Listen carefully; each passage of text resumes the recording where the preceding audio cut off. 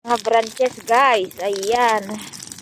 Yan yung dininis ng Vietnamesa nung nung isang araw. Sinusunog na ng amo ko ngayon guys. Ayan. Mga branches na lininis ng Vietnamese dito sa may olive trees. Ayan yung mga olive trees.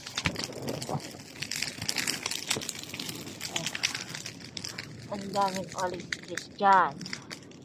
Yan ang lininis ng Vietnam. Ako naman nag-spray noon kahapon.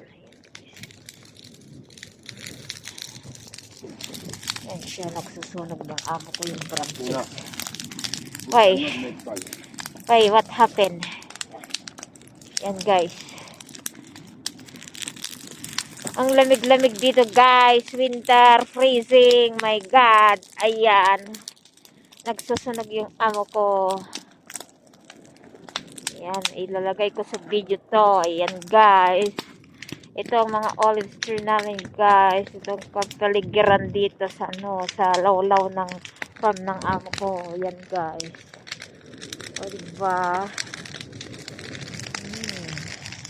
Yan ang mga olive trees. Yan. Ito. Ito naman po yung plum tree. Magsimula nang lalabas yung mga bulaklak. Hindi dahon ang mauunang lalabas. Bulaklak. Tapos dahon na. Ganun dyan. Ayan, sasakyan ng amo ko. Punta kami dun sa ibang farm niya ngayon. Sunugin niya lang ito. Let's go now?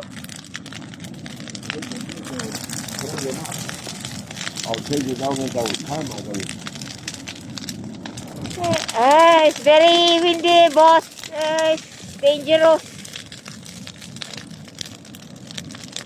Ayan. Ayan, nagsusunog kami, guys.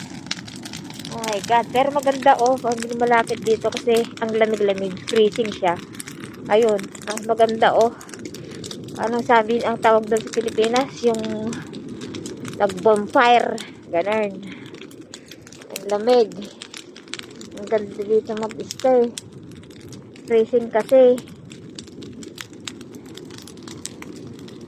Ayan. How is Madam Boss? Let's go now? Okay, alis na kami. Doon na kami sa ibang farm niya. Mag-spray kami ng mga puno doon. Ayan. Punta na kami. Ako'y aalis na naman dito. Ayan, nakagagawa ako ng video ko dito na long video.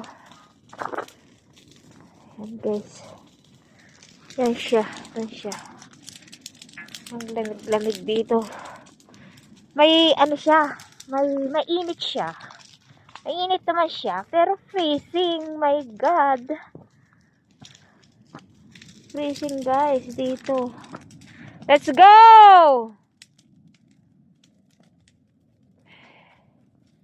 Gusto niya kasi sunugan niya. Tingnan, binubuhusan niya ng diesel para mabilis masunog lahat. Ayan. Oh, konti na lang. Kasi pag iwanan namin dito at mahangin, baka masunog itong farm niya. Kaya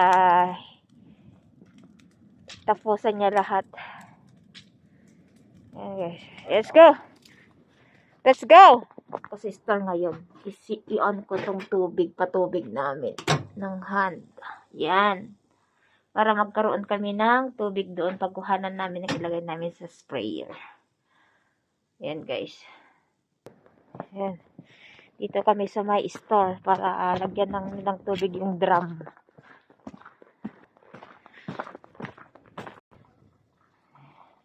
Ayan guys, mga olive tree lahat mga to. Nagpe-prepare kami ng tubig na pang-spray namin sa mga olives na to. Yan guys. Dahil kailangan namin puunuin yan. At saka ito. Yan machine ang gamit namin. Yan. Pinupuno ko yung mga to para lagyan ng gamot para pang-spray yan sa mga puno na yan. Yan mga grapes tree yan guys. Yan. Yan ang mga puno. Yan. Bye guys. Thanks for watching. Mapupuno nga itong ginagawa ko. Yan.